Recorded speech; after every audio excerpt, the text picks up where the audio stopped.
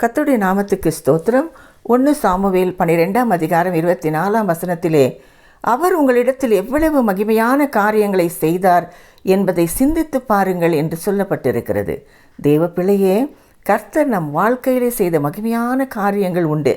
கர்த்தர் நம்மை வழிநடத்தினார். எத்தனை கடன் பிரச்சனையிலிருந்து விடுதலை கொடுத்தார். பலவீனத்திலே சுகம் கொடுத்து உதவி செய்தார். அதோடு நமக்கு ரட்சிப்பை கொடுத்தார். அபிஷேகம் பண்ணினார். கர்த்தரை அறிகிற அறிவையும் கொடுத்தார். இப்படி நம் வாழ்க்கையிலே கர்த்தர் செய்த மகிமையான காரியங்களை சிந்திக்காமல் மற்றவர்களை எப்படி தாக்குவது, மற்றவர்கள் பாதையிலே எப்படி தடைகளை கொண்டு வருவது என்று பொறாமையாய் சிந்தித்து கொண்டிருக்கிறீர்களா?